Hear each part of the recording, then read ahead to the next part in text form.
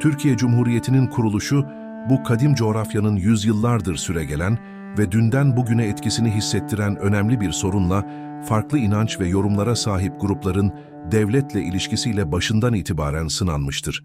Genç Cumhuriyet'in laik ve çağdaş bir yapı inşa etme çabası, bazı kesimlerin geleneksel veya farklı beklentileriyle zaman zaman çelişkilere yol açmıştır. İşte 1930 yılında bu hassas süreçte kaybettiğimiz Cumhuriyet uğruna can veren şehitlerimizin anısına 23 Aralık 1930. İzmir'in sakin ve güzel ilçesi Menemen, o sabah alışılmadık bir olayla güne uyandı. Sabahın erken saatlerinde camiden çıkan silahlı ve dini söylemlerle dolu bir grup, ellerinde yeşil bir sancakla ilçe meydanına doğru ilerlemeye başladı. Kendilerini Mehdi'nin ordusu olarak tanıtan bu kişiler, şeriat çağrıları yaparak halkı kendi saflarına çekmeye çalışıyorlardı.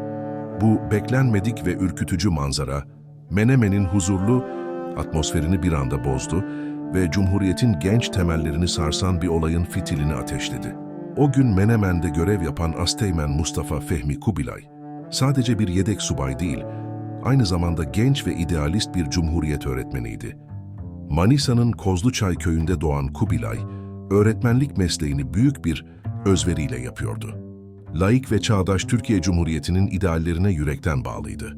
Olayların haberini aldığında, görevinin sadece askeri bir vazife olmadığını, aynı zamanda Cumhuriyet'in değerlerini savunmak olduğunu da biliyordu. Üstlerinden aldığı emirle bu tehlikeli kalkışmayı engellemek üzere hiç tereddüt etmeden olay yerine doğru yola çıktı.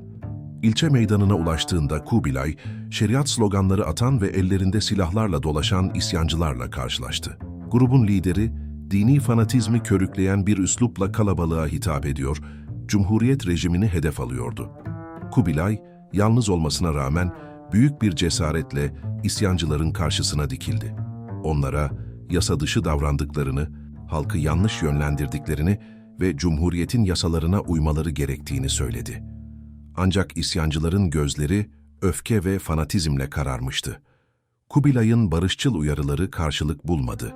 Asteğmen Kubilay, görevinin gereğini yerine getirmek için isyancıları engellemeye çalışırken grubun saldırısına uğradı.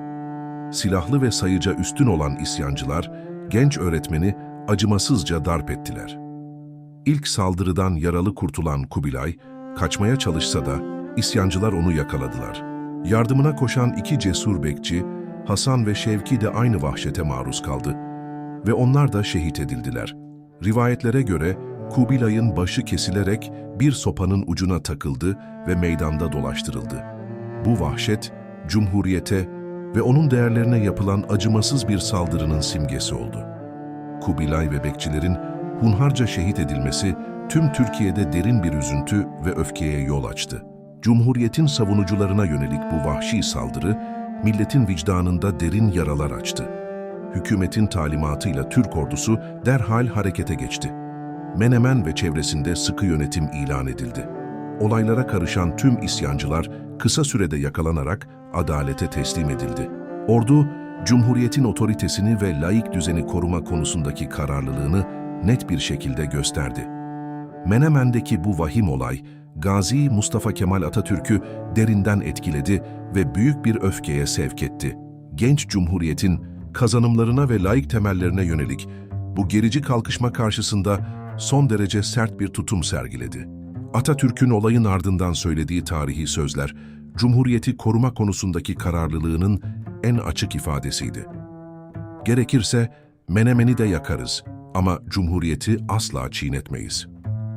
Bu sözler, Atatürk'ün laik Cumhuriyet, ilkelerinden asla taviz vermeyeceğini ve bu uğurda her türlü fedakarlığı yapmaya hazır olduğunu gösteriyordu. Atatürk, olayın faillerinin en ağır şekilde cezalandırılmasını emretti ve benzer olayların bir daha yaşanmaması için gerekli tüm önlemlerin alınmasını istedi. Şeriat isteyen bazı grupların dini inançlarını savunurken şiddete, başvurması ve kan dökmeye meyilli olması, karmaşık tarihi, sosyolojik ve psikolojik nedenlere dayanabilir. Bu tür gruplar genellikle kendi ideolojilerini mutlak doğru olarak görme, farklı düşüncelere tahammülsüzlük gösterme ve amaçlarına ulaşmak için her türlü yolu meşru sayma eğilimindedirler. Siyasi, ekonomik veya sosyal hayatta yaşadıkları hayal kırıklıkları ve öfkeler de bu tür radikal eğilimleri tetikleyebilir.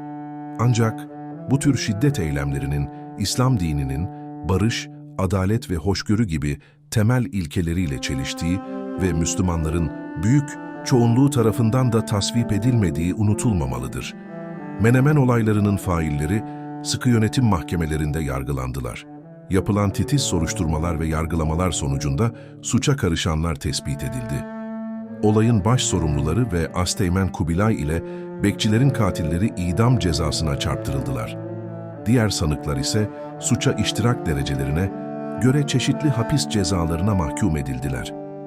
Bu yargılamalar, Cumhuriyet'in hukuk devleti ilkesine bağlılığını ve kendi varlığını tehdit edenlere karşı kararlı bir şekilde mücadele edeceğini göstermesi açısından kritik öneme sahipti. Menemen olayları, Türkiye Cumhuriyeti'nin laik ve demokratik kimliğinin ne kadar kırılgan olabileceğini acı bir şekilde gösterdi. Ancak Asteğmen Mustafa Fehmi Kubilay'ın kahramanca direnişi, Cumhuriyet'in değerlerine sahip çıkanların asla pes etmeyeceğinin de bir simgesi oldu. Kubilay, genç yaşında Cumhuriyet uğruna canını feda ederek, laikliğin korunması için verilen mücadelenin unutulmaz bir kahramanı olarak tarihe adını yazdırdı. Menemen olayları, bizlere laikliğin, düşünce özgürlüğünün ve hukukun üstünlüğünün ne kadar hayati ilkeler olduğunu bir kez daha hatırlatıyor. Bu olaydan çıkarılacak dersler, Cumhuriyetimizi ve onun temel değerlerini sonsuza dek koruma sorumluluğumuzu pekiştiriyor. Ey Türk gençliği! Birinci vazifen Türk istiklalini, Türk Cumhuriyeti'ni ilelebet muhafaza ve müdafaa etmektir. Mevcudiyetinin ve istikbalinin yegane temeli budur. Bu temel, senin en kıymetli hazinendir. İşte Menemen'de yitirdiğimiz, kahramanımız Kubilay ve onunla birlikte şehit düşenler, bu hazineyi koruma uğruna canlarını vermişlerdir. Onların fedakarlığı, Cumhuriyetimizin sarsılmaz temellerinin ne kadar değerli olduğunu bir kez daha hatırlatmıştır. Unutmayınız ki, muhtaç olduğunuz kudret damarlarınızdaki asil kanda mevcuttur. Evet, Cumhuriyet için verilen mücadeleler, Çanakkale'de, Sakarya'da kazanılan zaferlerle sınırlı kalmamıştır. Bağımsızlık ve çağdaşlaşma idealimiz, kuruluşundan itibaren pek çok iç ve dış tehditle sınanmıştır. Menemen'de, Asteğmen Kubilay ve arkadaşlarının verdiği kahramanca mücadele, bu çetin sürecin acı bir örneğidir. Unutmamalıyız ki, Cumhuriyeti yaşatmak, onun değerlerine sahip çıkmak ve her türlü gerici düşünceye karşı uyanık olmak, bizlerin omuzlarındaki en büyük sorumluluktur. Şehitlerimizin anısı önünde saygıyla eğiliyoruz